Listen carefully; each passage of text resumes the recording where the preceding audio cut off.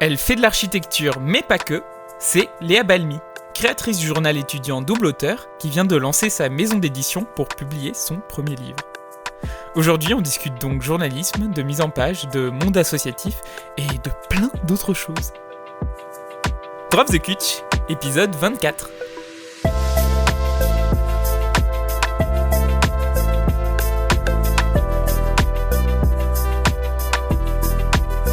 Eh bien bonjour et bienvenue dans Drop the Kutch, le podcast qui part à la rencontre des diplômés en architecture qui ont décidé de mener une autre vie que celle d'architecte en agence. Je suis Somme Afshar et je suis aujourd'hui avec Léa Balmy, cofondatrice de la revue Double Auteur que les étudiants de l'ENSA Paris-Val de Seine connaissent probablement et qui a récemment lancé sa propre maison d'édition, Simple Auteur. Salut Léa, comment vas-tu ? Salut. Ça va, tu t'es pas trop emmêlé entre le simple et le double auteur? Non, ça va, j'ai géré. Pour commencer, j'aime bien dresser un rapide CV des invités pour un petit peu contextualiser. Donc tu as rejoint l'ENSA Paris-Val de Seine en 2017. En 2019, tu as créé le magazine étudiant donc Double Auteur avec Rodrigo Romero et d'autres personnes. En 2021, tu as fait une césure pendant laquelle tu as été pendant 8 mois assistante de rédaction au sein du magazine L'Architecture d'aujourd'hui. Puis tu as enchaîné en devenant community manager pour le compte Instagram d'une agence d'archi et qui reste aujourd'hui une de tes activités à temps partiel, si je ne me trompe pas. Mm-hmm. En 2023, tu as été diplômée de l'ENSA Paris-Val de Seine. Et depuis ton diplôme jusqu'à il y a quelques semaines, tu étais dessinatrice projeteuse en agence. Et finalement, en ce moment, tu as décidé de te consacrer à temps plein dans la publication de ton premier livre à travers la maison d'édition Simple Auteur, donc, que tu as lancée en janvier. Voilà, c'est ça. Alors, il y a une petite période, mais que j'ai peut-être pas dû noter. Mais j'ai aussi travaillé, j'ai fait une année de césure où j'ai travaillé du coup effectivement chez le AA, enfin l'Architecture d'aujourd'hui, le magazine, enfin la revue, et j'ai aussi fait 6 mois en agence d'architecture à l'atelier Senzu. Voilà, je sais pas si tu connais. Oui, j'ai pas tout noté non plus. Mais... Oui, voilà, okay. Mais en gros c'est pour montrer que j'ai vraiment un 50-50 entre ma pratique d'architecte et ma pratique extérieure à l'architecture, on va dire. Et sauf, voilà, en ce moment, c'est vrai que je suis à 100% pour cette maison d'édition. Mais à long terme, je pense que j'aurai toujours un peu ces deux pratiques. Voilà, parce que je suis un peu indécise dans la vie. J'aime bien... voilà. Bah c'est ce qui fait que ton profil est super intéressant parce que tu as fait de la communication, du journalisme, de l'édition, de l'écriture, même de l'archi du coup. Et je suis trop content de discuter avec toi, mais on s'est dit qu'on allait essayer de pas faire pendant 2 heures. Donc je pense qu'on va se concentrer plutôt sur la partie édition, même si je pense que le journalisme, la communication, l'archi, on nourrit tout ça. Donc on pourra en parler si tu veux, si nécessaire. Mais donc moi j'aime bien pour ces épisodes procéder de manière chronologique et en fait pour comprendre ton parcours. Et donc j'aimerais tout simplement commencer par Double Auteur. C'est quoi la genèse de ce projet de magazine étudiant ? Eh ben, alors à l'origine, moi j'aime bien le journalisme, enfin plutôt l'aspect journalisme. Depuis le lycée, j'ai toujours fait partie d'un journal. Et en fait, en première année d'architecture, j'étais encore dans un journal qui n'était pas du tout en rapport avec l'architecture, qui s'appelait Hexagon Line, qui était plus axé politique, social, etc. Et en fait, du coup, j'étais la rédactrice en chef de journal, et en fait, j'ai décidé de partir. Et sauf que ça me manquait trop, et j'étais en mode mais comment je vais faire dans ma vie Et je me suis rendu compte, je me suis dit mais il n'y a pas de journal à Val de Seine, à cette école, et ça serait trop cool qu'on fasse un journal, et c'est quand même une expérience que j'ai trouvée extrêmement grandissante. Et en fait j'ai vraiment appelé tous mes potes en mode venez on fait un truc cool, même ceux qui aimaient pas forcément écrire ou qui n'était pas du tout forcément dans ce domaine-là, mais en fait, ce qui était trop chouette, c'est que le plus important, c'était qu'on se réunisse autour de l'architecture et surtout rencontrer des architectes. Et à chaque fois, je disais aux gens, venez au journal, on va rencontrer des architectes, on pourra leur parler, on aura des moments un peu plus intimes et un peu avec n'importe quelle question qu'on peut leur poser, ça sera trop chouette. Et du coup, voilà, on a commencé à taper aux portes des Quand architectes. Quand vous dites taper aux portes, c'est vraiment au littéralement, sens propre. genre, ou une sonnette, si c'était une sonnette. Mais oui, c'était vraiment au sens propre du terme. Bon, parfois on appelait, on envoyait un mail quand même, mais c'était littéralement voilà, bonjour, on est des étudiants, on veut vous rencontrer. Et du coup, on se déplaçait, on allait à l'agence, ils nous accordaient une demi-heure et parfois ça dépassait un peu, on avait le temps de parler.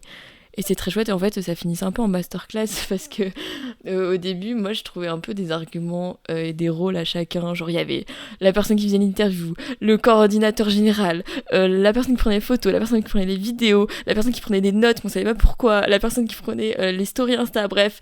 Et au final on se retrouvait à 8 personnes chez l'architecte qui lui pensait qu'il allait juste avoir une personne pour lui poser des questions. Du coup c'était hyper drôle parce que voilà, à chaque fois, on arrivait et en fait, ça devenait un vrai moment de complicité. Et voilà, c'était très chouette.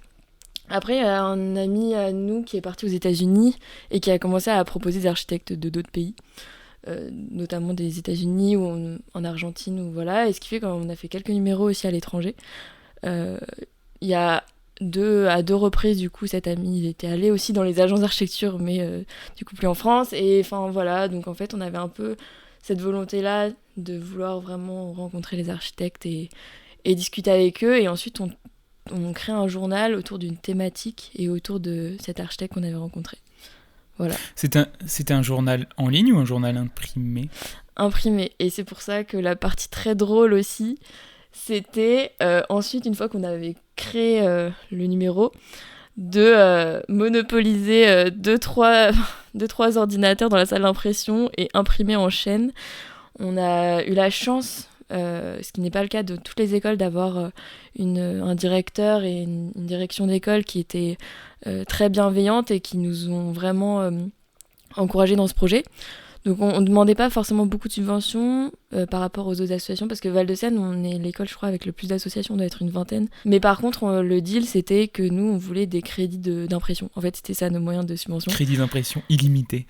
Et du coup, en fait, c'était très drôle la manière dont ça s'est fait. Le premier numéro, on a fait un peu pression en disant oui, il y a les portes ouvertes dans 2 semaines, il faut absolument qu'on imprime notre premier numéro. En plus, c'est sur l'école, et l'architecte qu'on a interviewé, c'est l'architecte qui a fait notre école. Du coup, c'est trop intéressant pour les gens qui vont venir. Faut trop que vous nous donniez les sous maintenant. On a fait un peu nos enfants gâtés là. et ils ont été trop cool. Ils ont fait ah oui, ok, trop bonne idée. Votre journal, il est fini. Parce qu'il était déjà fini en fait. On avait tout. Il nous manquait plus qu'à imprimer. Et ils nous ont accordé donc 200 exemplaires. Et ensuite, pendant les portes ouvertes, on a tout distribué. Et du coup, on est retourné les voir en disant oui, on n'a plus du coup pour l'école parce qu'on a tout distribué pendant les portes ouvertes. S'il vous plaît, on peut en avoir 200 de plus. Et du coup, là, ils nous ont dit bon, ok, on vous donne les crédits pour 200 de plus. Et en fait, depuis ce jour, on en imprime 400. Et voilà, c'est cool. Après, à Val-de-Seine, on est 2000 personnes. Donc, c'est une grosse échelle aussi. Ok, oui, parce que nous, l'INSA, on est 50 par promo, donc je sais pas, 150 archi. Non, 250. Ouais, mais c'est vrai que c'est un peu, il y a plusieurs ateliers, plusieurs écoles dans l'école, un peu, et c'est vrai que ça fait un peu, enfin c'est une usine d'ailleurs, c'est une cheminée, c'est une ancienne usine, notre école littéralement, donc, mais oui, voilà. Et donc c'est un projet qui dure depuis 5 ans. Et je me demandais, c'est quoi le secret pour pérenniser un tel projet ? En fait, est-ce que maintenant que tu es diplômée, est-ce que le projet continue sans toi ou pas ? Alors oui, il continue. Moi, ce que je pense, surtout du monde associatif, en fait, ça compte pour moi, pour tout le monde associatif, pas seulement pour ce qu'on a créé, mais en fait, le journal, il repose sur des personnes. Et en fait, par exemple, quand j'ai commencé au début, du coup, j'étais présidente et rédac-chef, le rythme était un peu soutenu parce que moi, je suis un peu têtue, et on était très nombreux parce qu'en fait, c'était un peu les débuts. Les débuts, souvent, il y a énormément de personnes. On était 50 au début au journal, c'était immense. Donc en fait, 50 personnes, promo entière de mon école. Non mais c'est genre une agence limite, tu vois. Donc là en fait on charbonnait, on en faisait tous les mois, on avait une chaîne YouTube, on avait on faisait des visites dans Paris. En fait on faisait plein d'autres trucs que le journal, et ça en fait c'était possible parce que on était 50 et parce que moi j'avais que ça dans ma tête à côté des études, je pensais qu'à ça et je mangeais, dormais, ça, enfin voilà. Et mes amis, j'avais une bande de potes qui étaient très présents et on était tous dans le bureau et c'était très dynamique. Ensuite, au bout de 3 ans, on est redescendu, entre guillemets, on était genre une quinzaine, donc voilà, c'est devenu, entre guillemets, plus raisonnable. Et là, pareil, en fait, ça... Mais toujours les mêmes ?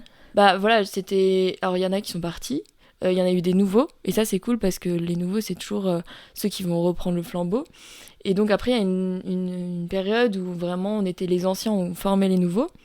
Et on a créé enfin, on a eu l'occasion, grâce à l'école, etc., à organiser un voyage de rédaction. On avait pu faire un hors-série, par exemple, on était partis à Lyon, ou voilà, ou même eux, je crois, après, ils sont partis à Amsterdam, ou voilà, pour en fait créer des liens aussi.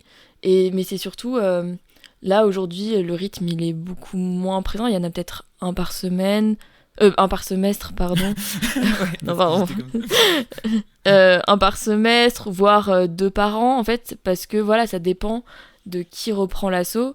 Enfin, tu vois, là, quand tu crées une asso, c'est ta vie, le truc, donc forcément, t'es un dingue, tu vois, t'es à fond. Là, les personnes qui ont repris, donc déjà, on a eu beaucoup de chance parce que il y a des premières années enfin, des premières années puis deuxième année qui ont repris le journal.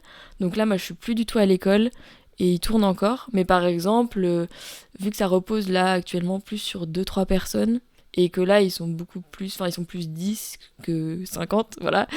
En fait c'est par cycle et c'est normal que, enfin souvent les associations dans les écoles, elles s'arrêtent au moment où les personnes qui ont créé l'asso s'en vont, ou alors sont reprises par des personnes qui vraiment sont hyper engagées dans l'expérience du truc. Et voilà, après on avait essayé de créer des liens aussi avec l'ENSA de la Villette.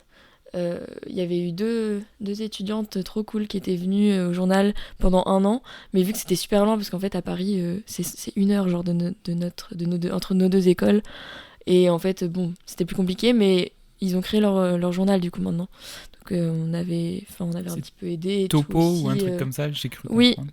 oui, Ok. je crois.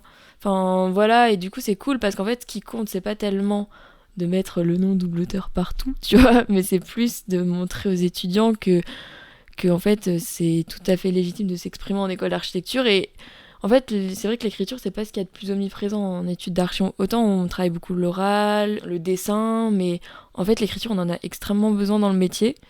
Et en fait, mis à part certains partiels, tu vois, on n'a pas forcément. Et Il y a je quand même trouve. mémoire et notice de PFE. Enfin, je sais pas Ah oui, comment ça. oui, oui, voilà, clairement. J'ai oublié le truc le plus gros, tu vois, mais oui, de mémoire, tu vois. À part certains Mis partiels. à part les 300 pages. Non, mais. Enfin, ce que je veux dire, c'est que quand on était en licence, c'est vrai qu'on n'avait pas tant de choses à écrire. Et moi, j'avoue avoir pris des numéros de doubleteur que j'avais écrits pour rendre des petits partiels, des petits dossiers de fin de semestre, parce que parfois, en fait, on se rendait compte que il y a une anecdote extrêmement drôle pendant le confinement. Il y a eu un partiel sur un des sujets qu'on avait traité peut-être 3 mois avant, et en fait, la prof était venue nous dire, genre un petit peu en râlant, mais en même temps en souriant, que en fait tout le monde avait copié-collé un des articles qu'il y avait dans Doubleteur, parce qu'en fait ça correspondait exactement au sujet, mais enfin c'était pas voulu, mais juste c'était drôle. Ouais, Donc, le principe pédagogique, c'est dire qu'ils ont retenu un truc. Ils se sont souvenus que c'était dans l'article. Et donc, voilà. Mais j'avance, hein, au pire on pourra revenir en arrière à des moments, mais c'est juste, on essaie de rester dans le timing. On n'y arrivera pas, hein, spoiler. Mais de toute façon, j'ai pas donné de timing, donc voilà. Enfin, tu disais que tu avais un attrait pour le journalisme depuis longtemps, et donc finalement tu l'as concrétisé professionnellement en travaillant chez Architecture d'aujourd'hui, chez l'Architecture d'aujourd'hui, oui. chez AA. Déjà, comment tu y es rentré par curiosité, pour moi, pour un ami, comment on rentre dans ce genre de... Franchement, l'entretien était extrêmement drôle. C'était avant le Covid. J'étais encore du coup j'étais en 3e année. Je cherchais un stage et j'avais compris qu'en fait, on était obligé de faire des stages en agence d'archi. Surtout en licence. Autant en master, peut-être certaines écoles tchèques, voilà. Mais en licence, les stages de fin de licence, on peut le faire où on veut, quoi. Et donc de base, je voulais faire un stage de licence là-bas. Donc j'arrive, je les contacte, j'arrive littéralement avec tous les doubleteurs sous le bras. Genre à l'époque, je crois on était peut-être au 8e ou un truc comme ça. Et j'arrive, l'entretien, je pose ça devant en mode bonjour. Voilà, j'adore ce que vous faites et j'aime trop. Enfin, on s'est inspiré de ce que vous faites aussi. Enfin voilà, et voilà, j'ai écrit le journal de mon école et voilà. Et en fait, ils ont été super bienveillants. Et on m'a dit, bah écoute, trop, trop cool, tu commences quand? Sauf qu'en fait, c'était à une période où moi je pensais que je devais m'y prendre 6 mois à l'avance, tu vois, parce que les stages, faut toujours s'y prendre à l'avance. Et du coup, j'ai en mode, ah bah non, désolé, moi je peux, mais que plus tard, genre dans 6 mois, enfin, du coup, vu que voilà. Et, euh, et en fait, il y a eu le Covid, donc on a tous été confinés. Et au final, j'avais demandé de partir en échange du coup en Corée du Sud, et au final, j'ai été prise malgré le Covid. Parce qu'en fait, c'est un peu un des seuls pays qui avait bien géré la chose. Et donc, je suis partie en Corée du Sud en plein Covid. Enfin, du coup, j'ai pas connu le deuxième confinement, j'étais là-bas. Et du coup, j'aurais fait coucou, du coup, bah, au final, bah, je peux pas travailler chez vous parce que je suis en année d'échange. Et ils m'ont répondu en mode ah, ok, bah, pas de souci, on te garde ta place pour plus tard, tu vois. Et j'étais en mode ah, trop, trop sympa, merci. Et donc, à mon grand étonnement, je suis rentrée de Corée du Sud. Je me voyais pas enchaîner avec le PFE tout de suite. Enfin, j'ai fait mon Master 1 du coup là-bas. Euh, et en fait, je me suis dit, oula, non, je ne vais pas faire mon PFE tout de suite, je vais prendre une année de césure. Et du coup, ils m'ont dit, bah écoute, viens. Et voilà. Et C'était. c'était quoi ton boulot là-bas d'assistante de rédaction? Ça consistait en quoi globalement? Bah en fait, dis-toi que pour créer un journal, il y a plusieurs. Bah, il y a bien sûr la phase d'écriture. Et donc ça, il y a plusieurs personnes qui y participent à chaque article. Et ensuite, faut trouver. En fait, chaque image que tu vois, il faut demander l'autorisation. En fait, on se rend pas compte, mais c'est un travail immense. Et du coup, moi, j'étais donc en tant qu'assistante. Mon travail principal, c'était d'appeler chaque agence d'archi, leur dire bonjour, est-ce qu'on peut avoir vos photos, s'il vous plaît, nanani, nanana. Ouais, donc c'est pas l'aspect glamour du métier de journaliste, comme on voit dans le film She Said, là où ils font de l'investigation et tout. Bah, en vrai, non, mais si, après, il y a plein d'aspects qui sont trop cool. Par exemple, tu fais des visites des visites de presse, donc tu visites des chantiers qui viennent d'ouvrir, tu visites des bâtiments qui viennent de... Enfin, en fait, il y a toute une partie, une partie très très chouette, plus sur le terrain. Mais en fait, c'est pas... Enfin, en tant qu'assistante, j'ai dû en faire peut-être 3-4, tu vois, en 6 mois, mais je faisais pas genre ça tous les jours. Et ensuite, ce qui était cool, c'est que j'ai quand même eu l'occasion d'écrire des articles et de faire des entretiens. Mais tu vois, il y a aussi un site web, donc j'écrivais plutôt des articles sur le site web. Et j'ai dû écrire peut-être une page dans chaque journal sur 6 mois. Donc voilà, tu vois, à peu près 3-4 numéros où il y a mon nom à la fin. Du coup, j'étais contente. C'est déjà pas mal. Mais voilà, mais en fait, ce que je veux dire, c'est que vu qu'en tant qu'assistante, tu vas aider. Ton but, c'est d'aider la rédac chef, quoi. Donc, mais pas tellement dans la rédaction, mais plus dans tous les aspects autres qui... Oui, voilà, ça peut être la rédaction, mais tu vois, ça sera ça sera pas les gros articles, parce que les gros articles, souvent, ils sont plus réservés soit à des journalistes ou des écrivains vraiment qui ont leur rubrique, tu vois, ou soit au rédac chef qui écrit pas mal. Et sinon, après, tu vois, moi j'écrivais genre toutes les petites légendes ou les petits articles, genre tu sais, de recommandations de livres justement, ou de recommandations de podcasts, ou tu sais, les petites rubriques un peu rapides, tu vois, ou les portraits, tu sais, les petits portraits d'architectes, tu sais, les trucs comme ça. Enfin, disons que t'as quand même de quoi écrire, mais non, ça se limite pas à ça. Et d'ailleurs, c'est pour ça que quand j'étais à double auteur, je disais tout le temps aux gens, si vous savez pas écrire, c'est pas grave, il y a plein d'autres choses à faire.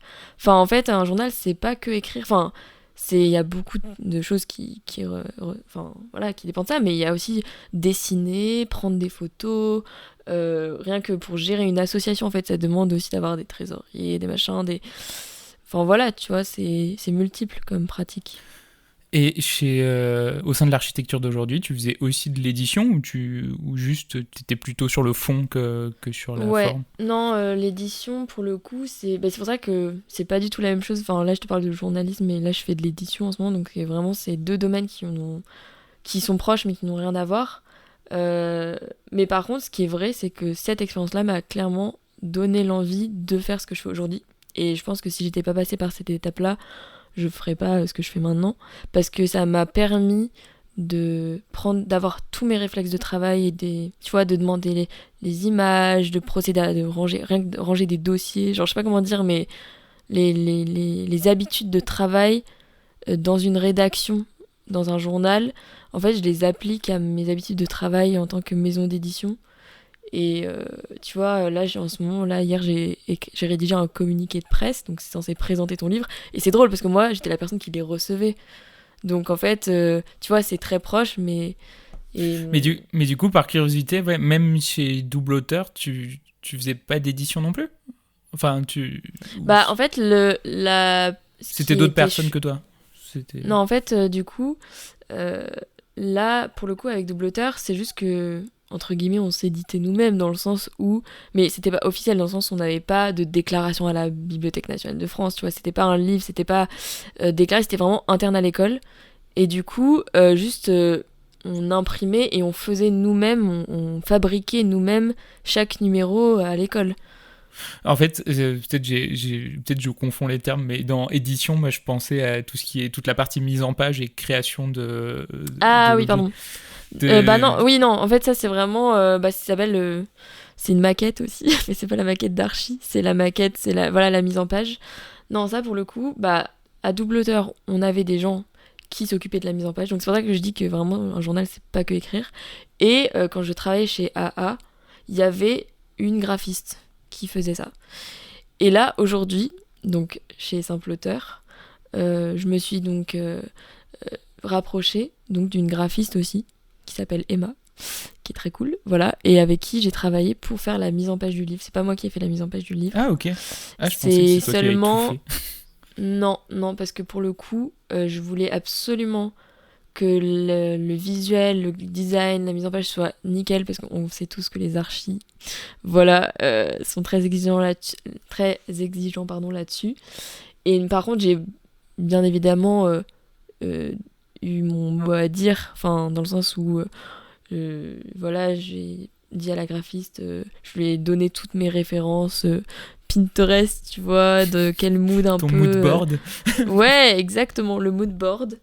Et ensuite, bah, dès qu'il y avait... Enfin, tu vois, on a relu 50 fois le truc, et j'étais en mode, ah oui, là, est-ce qu'on peut mettre ça comme ça? Enfin, tu vois, après, c'est plein d'allers-retours, donc c'est vraiment un travail d'équipe. Voilà, et ce qui était cool, c'est qu'en sachant utiliser InDesign, c'est vraiment un logiciel que je maîtrise, et du coup, ce qui était sympa, c'est que ce soit d'ailleurs à Double Auteur ou à Simple Auteur, je maîtrisais l'outil qui faisait que parfois on peut reprendre un peu aussi. Enfin, tu vois, c'est souple. Mais en fait, j'ai posé cette question parce que, en fait, là, j'ai décidé cet épisode du podcast de poser les questions dont j'avais envie, même si c'est trop technique. T'as bien raison. Non, parce que je me posais la question de savoir si, parce que quand on avait discuté la semaine dernière, j'ai cru comprendre que des fois, tu t'imposes, enfin, je sais pas, on parlait d'édition la semaine dernière et tu me parlais de format de livre plutôt, un format comme ça qui coûtera 10 €, un truc plus gros, plus conséquent. Et du coup, je me posais la question par curiosité de savoir si, quand tu montes un magazine, que ce soit chez Architecture d'aujourd'hui, chez Double Auteur ou même quand tu montes une maison d'édition, est-ce que dans le processus, tu pars plutôt de la maquette, justement, pour savoir quelle taille vont faire les articles, quel nombre de pages tu vas avoir, ou alors c'est plutôt le contenu qui prime et qui fait que ce mois-ci, tu vas avoir une méga interview d'un architecte qui va te parler beaucoup trop longtemps, mais c'est super intéressant, donc tu veux rien couper. Et ouais, c'était juste par curiosité de savoir, quand tu édites un livre ou quand tu édites un article, est-ce que tu pars plutôt d'une maquette qui cadre un peu le truc, ou alors tu l'adaptes en fonction de tes besoins. Je pense que je pose aussi cette question parce que Drop the Cutch, j'ai clairement lâché le fait d'avoir un timing sur les épisodes, etc. C'est juste, ça dure le temps que ça dure. Et il y a des gens, je sais que j'ai discuté justement avec les bâtisseurs, l'association des bâtisseurs qui ont un podcast. Et la semaine dernière, il y a 2 semaines, j'étais à leur forum à Paris. Et ils m'expliquaient que eux, justement, ils coupaient largement les interviews pour rentrer dans le format 20 minutes, etc. Et donc voilà, c'est juste, c'est quoi ton état d'esprit, toi, par rapport à ça? En fait, déjà, ça dépend. Clairement, c'est comme toi et ton podcast, c'est en fonction des choix éditoriaux. Moi, j'ai tendance à dire que, par exemple, pour Double Auteur, c'était clair et net. On est parti du principe, puisqu'on était souvent charrette, malheureusement, en école d'archi, on est parti du principe qu'il fallait toujours qu'on ait la même structure pour gagner du temps. Donc, tout était calculé, entre guillemets. Les interviews, c'était jamais plus de 7 questions.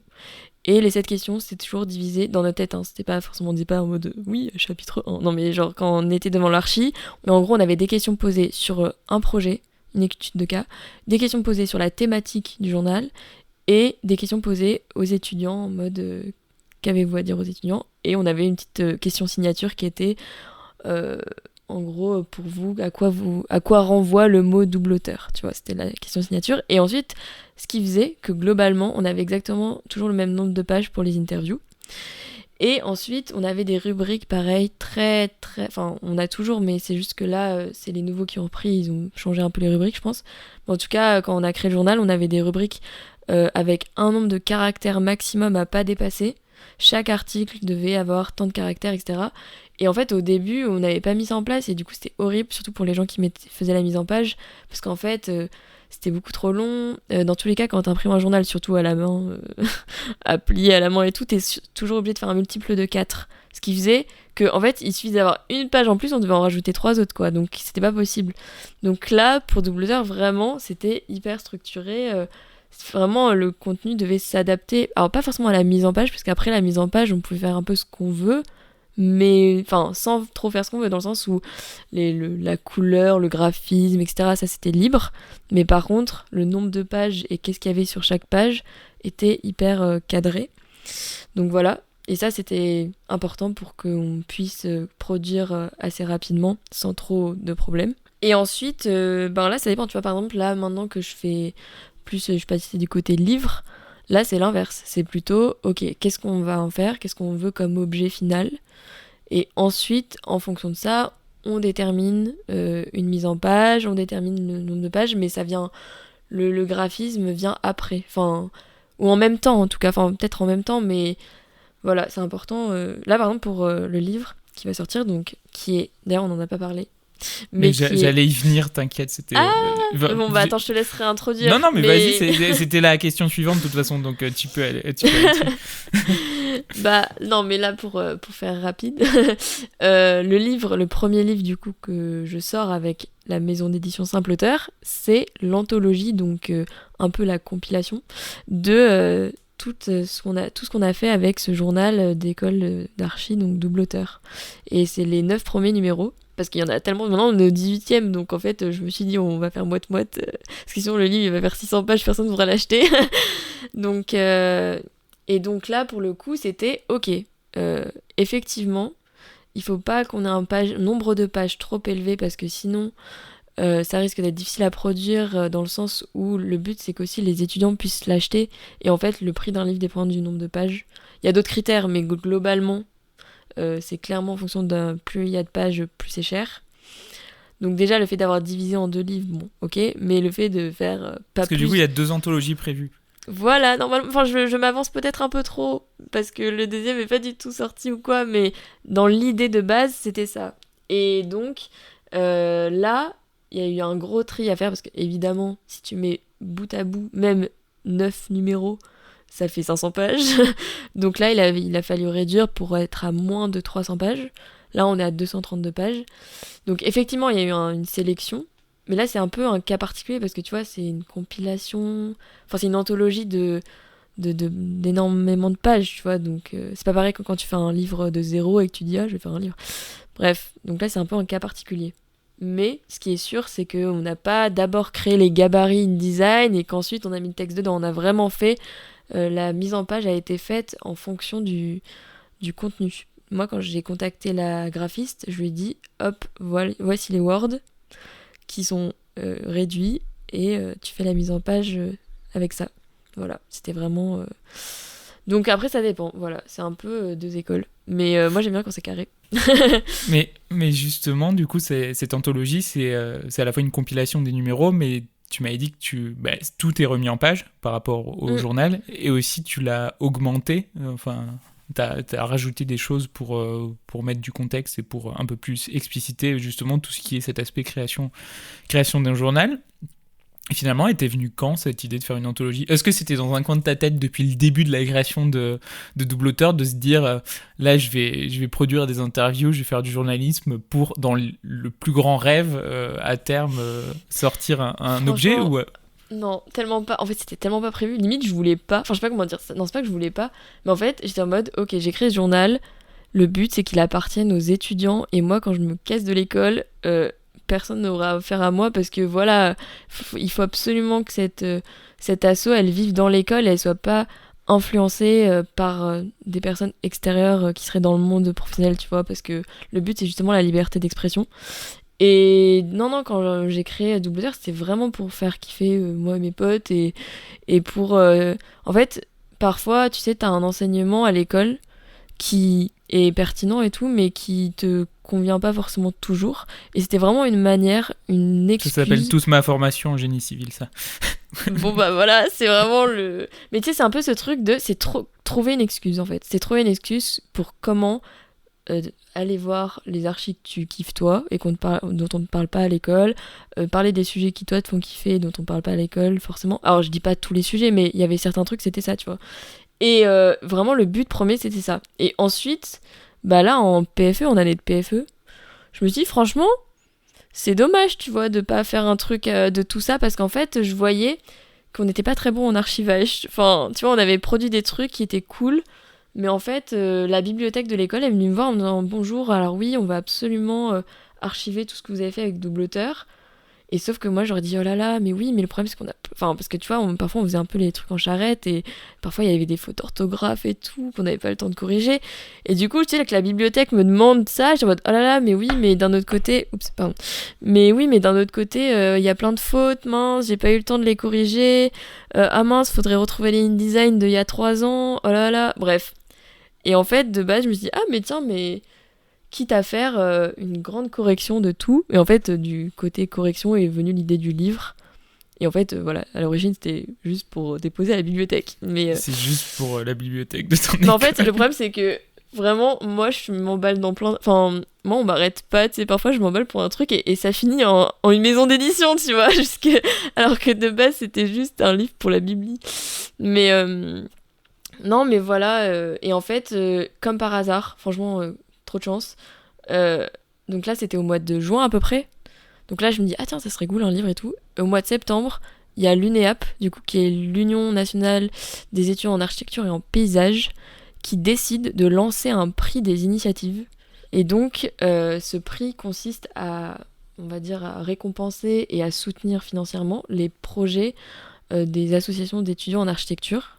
Et là, je me suis dit, oh waouh, ok, c'est un signe, il faut que ce livre soit. Enfin, que je présente ce livre au prix.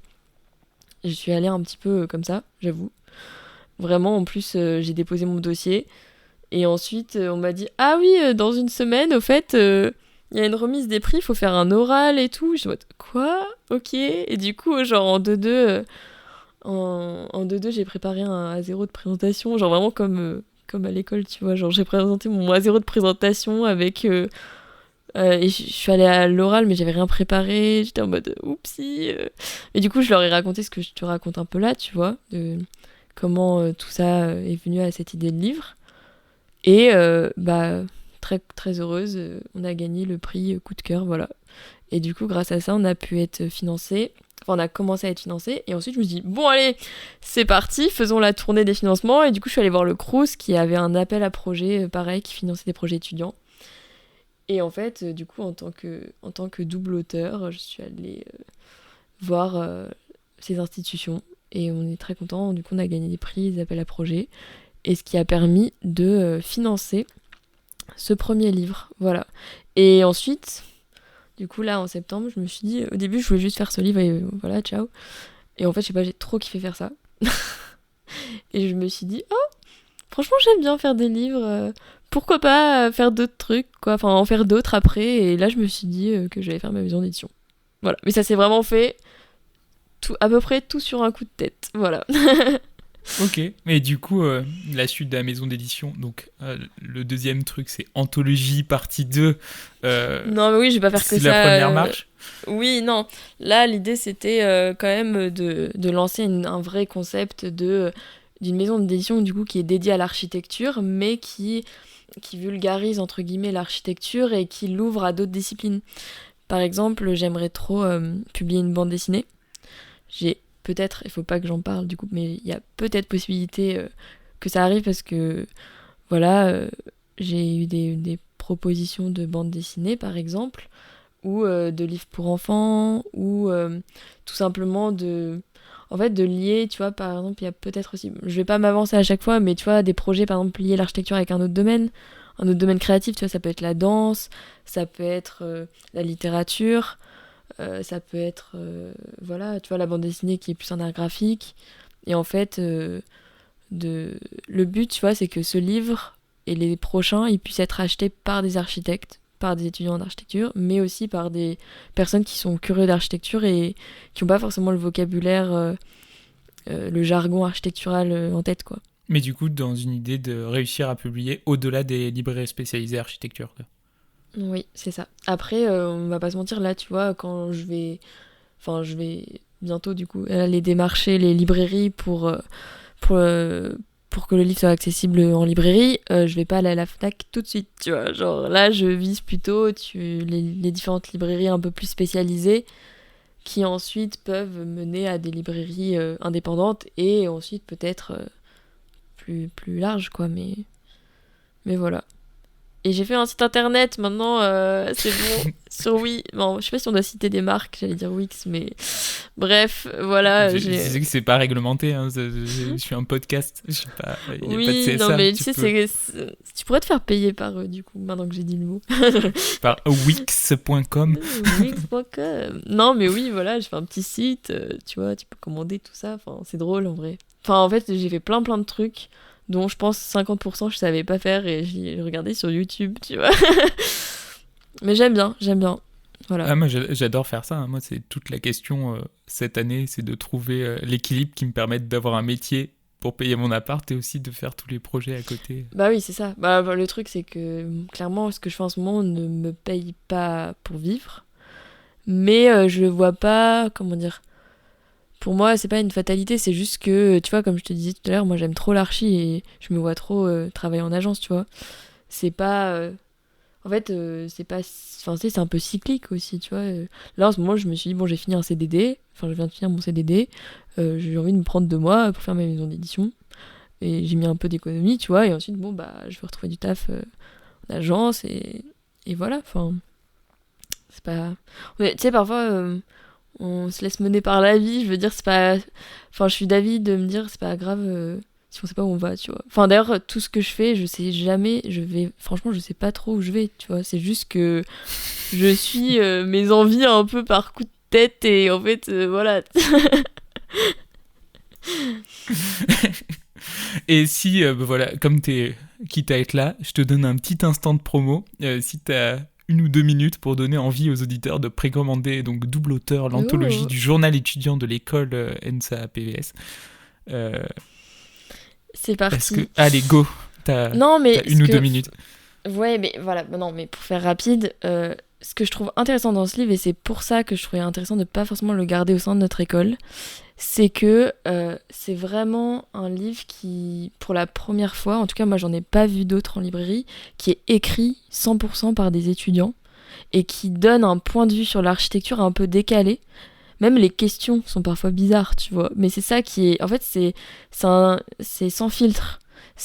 On a rencontré par exemple Philippe Madec, Francis Quéré, Manuel Gautran. En fait, des architectes qui, je pense, ont l'habitude de faire des entretiens, tu vois, qui sont un peu reconnus et qui, du coup, voilà, vont parler de tel ou tel projet avec un peu un filtre. Et ce qui est magique, je trouve, c'est qu'en tant qu'étudiant, on arrive en tant que, voilà, s'il vous plaît, expliquez-nous la vie. Et du coup, il y a beaucoup de rire, il y a beaucoup de regarder, ils nous sortent les maquettes, les machins. Et en fait, ça, on a essayé de le garder par écrit. Et je trouve que, voilà, il y a un côté un peu intimiste dans ces interviews que je trouve intéressant. Et sinon, il n'y a pas que des interviews, parce que le but, c'était aussi de montrer tout ce qu'on a fait pendant ces années. Ça a couvert la période du Covid. Donc, par exemple, il y a pas mal de pages qui sont dédiées à des carnets de confinement. D'ailleurs, que j'ai relu, c'était il y a 4 ans, c'est fou. Bref, c'était vraiment quelque chose, en fait, tout ce qui nous a marqué. C'était genre 21 mars, le Covid. Mais oui, et en fait, on a tous été marqués par ça, dans nos études, et tu vois... c'était hyper important comme moment. Et en fait, j'ai retrouvé tous les carnets des gens de ma classe de cette période-là, et en fait, ça nous a impacté même sur notre pratique, tu vois. Toutes les questions qu'on se posait. D'ailleurs, c'est pour ça le dernier numéro du livre, c'est les petits espaces, comment bien vivre en habitat confiné, etc. Après, tu vois, t'as tout ce qui nous a touchés aussi. Il y a des pages qui parlent de cinéma, qui parlent de littérature, qui parlent de spectacle, de danse, de théâtre. Et en fait, ça ne touche pas seulement à l'architecture, mais voilà, en fait, c'est qu'est-ce qu'il y a dans la tête, entre guillemets, de jeunes architectes, de futurs architectes. Et voilà, en tout cas, moi je lis beaucoup, j'adore, surtout en plus même les livres d'archi et tout, et j'ai pas trop trouvé ce genre de livre, et je trouve, je trouve que c'est intéressant d'avoir ce point de vue-là sur l'architecture, voilà. Bah, moi, ça m'intéresse à fond parce que c'est en plein la démarche de Drop the Cutch aussi, de savoir ce qui se passe dans la tête d'un étudiant en archi, maintenant jeune diplômé, qui pose des questions débiles à plein de gens qui sont épanouis et sans filtre, pareil. Du coup, moi, j'ai précommandé le livre. Tu m'as convaincu. Oui super. Mais voilà. Et à la fin, comme tu disais, il y a 10 pages, c'est comment créer un journal, ou ça peut s'appliquer à comment créer une association aussi. Parce que du coup, c'est tous les outils. Vraiment, j'ai tout mis sur la table en mode, ok, là, si quelqu'un veut créer un journal en agence d'archi, vraiment, il y a tout ce qu'il faut dedans. C'est comment s'organiser administrativement, financièrement, au niveau des outils de travail, au niveau rien que de la motivation, comment motiver des gens. Et c'est pas un guide en mode... ça veut pas dire que ça va marcher, hein. C'est juste nous, comment on a fait. Et à chaque fois, il y a des exemples. Voilà, notre cas à nous, comment ça s'est passé, tu vois. Mais voilà. Trop bien. Et bon, en vrai, je suis un peu frustré parce que j'aimerais te poser plein de questions sur plein de domaines sur ton parcours. Mais tant pis, là, ça fait 45 minutes. Donc, on va conclure. Ah, et déjà, ça passe vite. Mais ouais, quand on s'amuse, c'est fou. Mais on rigole. Moi, ma question signature, c'est si t'avais devant toi la Léa Balmy plus jeune, qui a des idées plein la tête, mais qui sait pas vraiment comment leur donner vie, quel conseil lui donnerais-tu ? Franchement, alors c'est hyper niais, mais je vais le dire quand même. Suivre son cœur, quoi. Genre, en fait, vraiment là où je me suis sentie le plus épanouie dans ma vie, c'est les moments où je me suis assise et je me suis dit, ok, ou à quel moment quand je travaille, je sens que je prends plaisir à ce que je fais et où je me pose pas de questions. Et en fait, c'est les moments où tu te poses pas de questions, que tu te dis, enfin, que moi en tout cas, que je me suis dit que que je me sentais bien là où j'étais. Et voilà. Et en fait, pourtant de nature angoissée, même si peut-être ça se voit pas trop, mais si. Voilà, parfois, ne pas trop réfléchir et suivre un peu ses instincts. Moi, je suis vraiment quelqu'un de l'instinct, donc voilà, je lui dirais, continue à suivre tes instincts un peu bizarres, un peu fous, voilà, et faisons kiffer tout le monde. C'est important d'avoir les gens autour de soi aussi. J'aurais rien pu faire sans mes amis, sans mes proches et tout, ça c'est très important. Voilà. Suivre ses proches. Et si on se projette dans le futur, si t'avais toi-même... Enfin, quelle question t'aimerais poser à toi-même dans 5 ans ? Une sorte de capsule, ou même dans 10 ans. Une petite capsule temporaire... temporelle, pas temporaire. Est-ce qu'il y a un truc que t'as envie de demander ? Bah ouais, est-ce que t'as suivi tes rêves ? Est-ce que tu kiffes ta vie ? Est-ce que tu rigoles ? C'est important de rigoler. Est-ce que t'es dans un grand bâtiment avec tous tes amis dedans ? Voilà, c'est ça. C'est terrible parce que j'ai l'impression qu'on est beaucoup de cette génération d'archi à avoir à peu près les mêmes rêves. Genre, ça serait trop bien d'acheter en coopératif un immeuble au centre de Strasbourg et genre on aurait un étage par personne et une grande salle commune en bas où on pourrait faire plein de trucs. On fait tous ça et on fait une ville comme ça, tu vois. Genre on se met tous d'accord et voilà quoi. Non, mais être entouré des gens être entouré des bonnes personnes quand même, moi ça me paraît essentiel. Voilà. Et non, ouais, suivre ses rêves, c'est important de suivre. Oh, c'est hyper cringe, hein. Désolé, hein, mais bon. Voilà, mais suivre ses rêves. Voilà. J'espère que j'aurai suivi mes rêves. C'est important. Voilà. Bah, merci beaucoup. Moi, je m'en fous des trucs cringe. Franchement. Non, mais vraiment. Maintenant, on a 25 ans, on peut assumer notre côté niais, c'est bon. Après, ça va, un des chapitres du livre s'appelle Rêver la ville et j'aime beaucoup ce titre. Voilà, surtout c'est un titre avec des belles... Enfin, c'est un chapitre avec des belles couleurs. Voilà, du coup, Rêver la ville, les amis. Est-ce qu'il y a un dernier sujet dont t'es frustré qu'on n'ait pas parlé et tu voudrais l'ajouter ou c'est bon? Non, bah écoute, moi ça m'a fait très plaisir de parler de tout ça avec toi. Et je pense qu'on a un peu les mêmes thématiques. Voilà, du coup je trouvais ça drôle que le destin ait fait qu'on se retrouve autour de ce podcast. Voilà. Enfin le destin, pas trop le destin. Ah bah si quand même. Enfin, parce que moi oui, je t'avais après raconté... moi je te suivais déjà. Et oui, toi c'est vrai, c'était un peu sur un hasard. Bah, moi je connaissais double auteur de nom, mais étant à Strasbourg, j'ai jamais lu ce journal. Mais je disais, c'est quand je suis allé à Paris il y a 2 semaines, du coup, pour le truc des bâtisseurs. J'ai, au pavillon de l'Arsenal, acheté le petit bouquin là, de ma prof Sophie Suma, un tout petit bouquin que j'ai lu dans le train au retour. Et quand je lisais, je me disais, ah, c'est trop bien, j'aimerais trop avoir un petit bouquin comme ça. Et voilà, j'aime trop l'objet livre, ça m'intéresse beaucoup l'édition, etc. Et le lendemain, je vois Simple Auteur sur Instagram, j'ai fait, bon, ok, j'envoie J'adore ce genre de... Donc des fois, moi aussi, je crois, c'est niais, mais des fois, je crois un petit peu au hasard de la vie. Et je me dis, quand il y a des trucs qui sont bien alignés, faut y aller, quoi. Oui, c'est ça. Franchement... Il faut prendre sa chance, parfois c'est cool. J'aime bien les moments de vie comme ça. Ben en tout cas, merci beaucoup. Et je vais essayer de monter ça vite. Bah merci, c'est très sympa.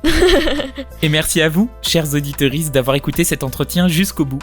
Si vous êtes sur Spotify, n'hésitez pas à commenter l'épisode et à mettre 5 étoiles à ce podcast. Ça me motive à continuer.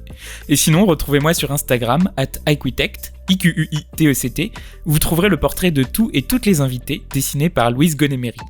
Merci à Simon Tsika pour la musique du générique. Et nous, on se retrouve dans un mois. À plus.